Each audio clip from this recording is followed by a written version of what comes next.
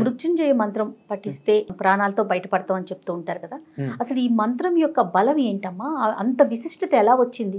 ఈ మంత్రానికి అర్థం ఏమిటి? త్రయంబకం యజామహే సుగంధిం పుష్టివర్ధనం ఉర్వారుకమివ బంధనాత్ మృత్యోర్ముక్షీయం అమృత. నన్ను మృత్యువు నుండి ఎట్లా రక్షిస్తావంటే, దోసపండు దోసపాదు నుండి ఎంతగా దానికే తెలియకుండా తొడిమ నుండి విడిపడుతుందో అంత తేలికగా నాకు మృత్యువు రావాలి అని అర్థం. అంటే అకాలమైనటువంటి మరణం కాక మానవుడు ఆయుర్దాయం 120 ఏళ్ళు కలియుగంలో, ఈ 120 ఏళ్ళు ఆరోగ్యంగా జీవించేటట్టుగా చేసి, ఏ యాక్సిడెంట్ లోనో చచ్చిపోవడమో, మంచాన పడి అయ్యో పాపం వీళ్ళు ఎంత కష్టపడుతున్నారు, ఎంతకాలం మంచంలో ఉంటారు అందరూ అనుకుంటూనో, ఒళ్ళంతా సూదులు పెట్టి ముక్కుల్లో నోళ్లలో గొట్టాలు పెట్టి ఉండే పరిస్థితి రాకుండాను హాయిగా నా ఆయుర్దాయం అయిపోయింది, శరీరం వదిలేస్తున్నాను అని సుఖంగా వదిలేటటువంటి మార్గం చూపించమని చెప్పడం.